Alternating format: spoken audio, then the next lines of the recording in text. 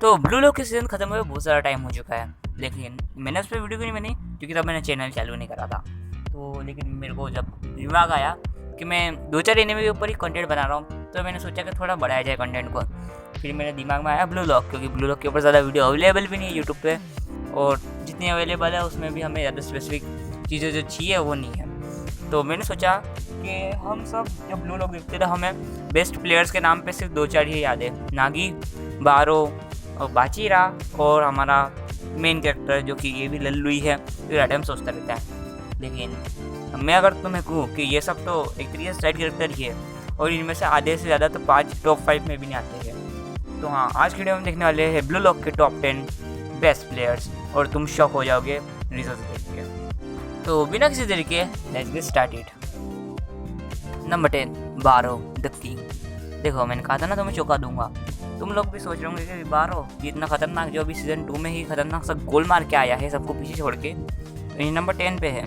तो मैं मानता हूँ कि बारो में जो स्टेमिना और स्ट्रेंथ बहुत ज़्यादा है, लेकिन बारो फिर भी बहुत सारी चीज़ों में पीछे रह जाता है। जैसे कि एग्जाम्पल के ड्रिबलिंग में वो ज़्यादा कुछ खास नहीं है, इसलिए नॉर्मल से नॉर्मल प्लेयर भी उसको पीछे छोड़ जाता है, और बाकी सीजन्स में उसको ज़्यादा ध्यान भी नहीं दिया जाएगा। और मुझे अभी भी याद है जब बारो को इसागी ने कहा था कि तुम तो यूजलेस हो, और उसके बाद वो किंग से डायरेक्ट ही विलन में चेंज हो गया था। बारो थोड़ा और ऊपर आ सकता था अगर उस पर थोड़ा सीज़न 3 और 4 में ज़्यादा ध्यान दिया जाएगा, लेकिन मैं तुम्हें खुद पर्सनल बताता हूँ, सीज़न 3 के परफॉर्मेंस पे ज़्यादा ध्यान भी नहीं दिया जाएगा, इसलिए नंबर 10 पर अपनी जगह बताता है। और इसके बाद तो बहुत सारे ऐसे करेक्टर भी आने वाले हैं जिसको तुम जानते भी नहीं हो, लेकिन तुमने मांगा पड़ा होगा तो तुम्हें शायद याद भी होगा। बढ़ते हमारे अगले प्लेयर्स पे। नंबर 9, शेशिरो नागी। इसे तो मैं भी एग्री करता हूँ, और मुझे पर्सनली इसागी से ज़्यादा नागी पसंद है, और बाचेरा भी अच्छा है, लेकिन नागी मुझे ज़्यादा पसंद है। और अभी सीजन 2 में इसके इतने मस्त गोल और देख के तो और ज़्यादा मन करता है इसको देखने का। लेकिन मैं तुम्हें पर्सनली खुद बता देता हूँ कि नागी अभी ब्लू लॉक से बाहर हो चुका है, और तुम रीज़न मत पूछना, क्योंकि रीज़न अगला वाला कैरेक्टर ही है जो कि नागी से आगे निकल गया था, जिसकी वजह से नागी को बाहर निकाल दिया गया था। और ब्लू लॉक में तुम्हें पता है कि नहीं पता, लेकिन बहुत कुछ चल रहा है जो कि तुम्हें मांगा पता चलेगा। अगर तुम्हें मांगा पढ़नी है या फिर तुम्हें कोई एक्सप्लेन करनी है तो मुझे कमेंट में ज़रूर बता देना, ताकि मैं एक्सप्लेन कर दूँ, क्योंकि मैं ऑलरेडी पढ़ रहा हूँ और इसे स्टार्टिंग से पढ़ सकता हूँ, क्योंकि मेरे पास बहुत ज़्यादा टाइम है। लेकिन फिर भी जो नंबर 8 पे आता है वही इसको बीट करके गया था, और नंबर 8 पे भी हमारा फेवरेट कैरेक्टर आता है। लेकिन नागी अभी मुझे सही लगता है क्योंकि वो एक गेमर है, और गेमर्स हमें पसंद है, और वैसे भी गोल्स तो वैसे अच्छे मार ही लेता था वो। मैं ऐसे फालतू बातें कर करके वीडियो ही बढ़ा रहा हूँ, तो बढ़िया डायरेक्ट 8 पे। नंबर 8, बाचीरा। हाँ, बाचीरा की वजह से ही नागी बाहर हुआ था ब्लू लॉक के। कुछ पॉइंट्स की वजह से इनकी अब रैंकिंग का सिलसिला चालू हो जाएगा ब्लू लॉक में, जिसमें वो थोड़े से पॉइंट से बीट कर देगा नागी को, और नागी बाहर हो जाएगा पूरी तरीके से। और बाकी सब देखा जाए तो नागी को बीट करने के बाद भी अगर अलग से रखा जाए तो भी मैगियो में बाचीरा बेस्ट ड्रिबलर है ब्लू लॉक में, और इसकी ड्रिबलिंग को कोई नहीं रोक पाएगा बाकी के आगे वाले लोगों को देखा जाए तो, क्योंकि जो मांगा के अंदर आए हैं वो बाचीरा से बहुत ज़्यादा सही है, और तुम भी खुद जानोगे। और अब से मैं जो मांगा वाले हैं उनकी ज़्यादा बातचीत नहीं करूँगा, बस मैं तुम्हें नाम बता दूंगा और थोड़े बहुत दिखा दूंगा, ताकि तुम्हारा टाइम बचे और तुम ज़्यादा स्पॉइल भी नहीं हो। और बाचीरा के बारे में इतना जानना ही तुम्हारे लिए काफ़ी है। बढ़ते नंबर 7 पे। नंबर 7, चार्ल्स सेवियर या फिर केवियर, जो भी तुम बोलो, स्पेलिंग खुद देख लेना, जो कि एक पेरिस का मिडफील्डर है या फिर जो भी बोलते हैं उसको, वो है। और ये अच्छा खासा खेल लेता है वैसे तो, लेकिन इसका रूड बिहेवियर इसकी टीम वालों को ख़राब कर देता है, मतलब इसकी टीम का परफॉर्मेंस ख़राब कर देता है। उसकी टीम के प्लेयर खुद इसको नहीं पसंद करते हैं। हाँ, तो ये था चार्ल्स केवियर। बढ़ते हैं नंबर 6 पे। नंबर 6, शीदो, जो कि अपने अतरंगी शॉट्स के लिए जाना चाहता है, और अपने ख़राब बर्ताव के लिए भी, और कुछ बताने के लिए है इसमें।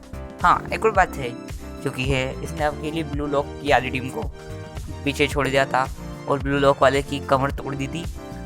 लेकिन फिर भी ये भी अच्छा खेलता है, लेकिन बाद में इससे भी फोकस हट जाएगा। और इसके आगे वाला जो है वो भी तो अभी ब्लू लॉक के अंदर नंबर 1 पे है, जो कि तुम खुद देख लेना।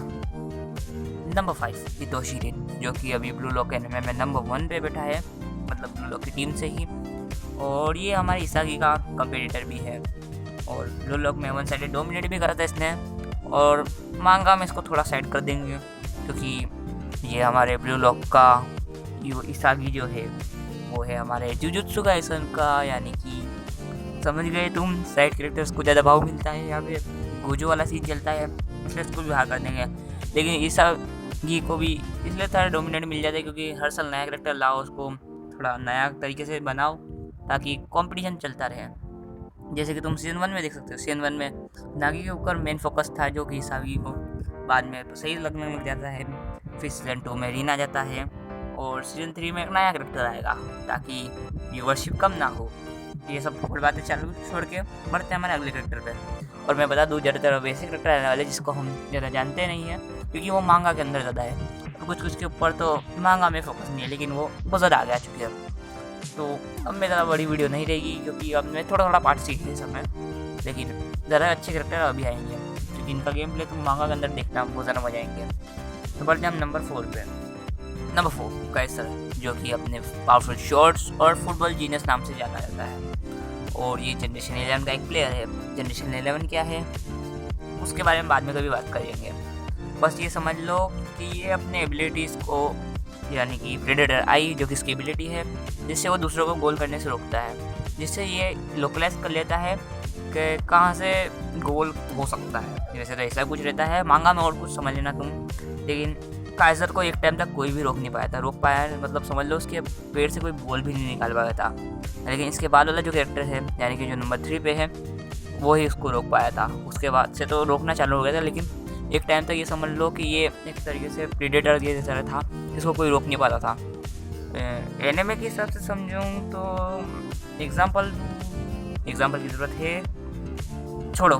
नंबर 3 पे बढ़ते थे एक्टिव, और इससे तुम्हारी एक और मिस्ट्री सोल्व कर देता हूँ। ये वही कैरेक्टर है जो सीजन 2 के एंड में दिखाया गया था, फोन कॉल,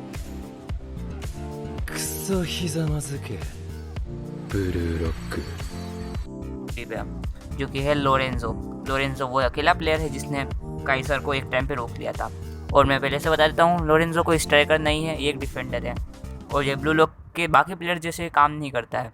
जैसे बाकी प्लेयर सभी की सारी चीज़ों में ध्यान देते हैं, वैसे नहीं, ये सिर्फ डिफेंस पे ध्यान देता है। और इसको ए सीटर के टाइटल भी मिला हुआ है, यानी कि जो भी बड़े कितना भी फेमस हो या फिर कितना भी अपने प्राइम टाइम पे चल रहा हो, सबको रोक देता है।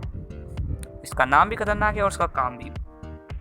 बाकी इसके बारे में भी ज़्यादा कुछ पता नहीं है, तो मांगा में तो खुद ही समझ लोगे। तो बढ़ते हैं हमारे नंबर 2 पे। तो नंबर 2 पे जो कैरेक्टर आते हैं वो है एक नहीं दो, जो कि साइटोशी और इसागी योशी। तो मुझे इन दोनों में ज़्यादा कुछ फ़र्क दिखता नहीं है मांगा के हिसाब से, क्योंकि एनिमे में तो बहुत ज़्यादा ही फ़र्क है और मांगा में लगभग सेम ही होते हैं।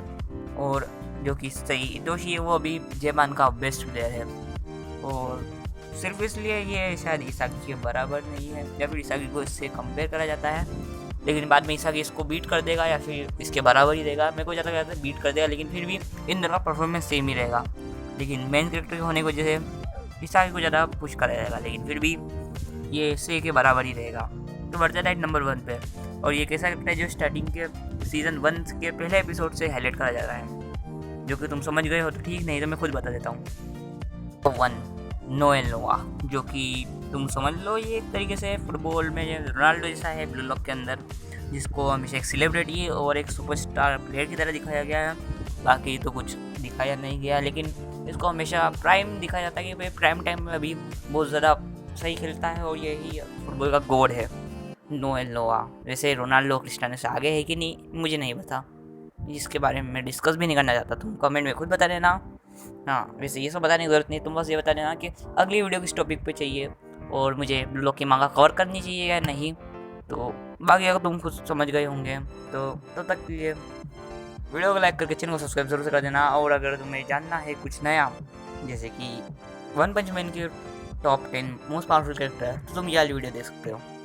और बाकी चैनल को सब्सक्राइब कर देना ताकि मैं 5K करके डीमन स्लेयर की मूवी देखने जाऊँ।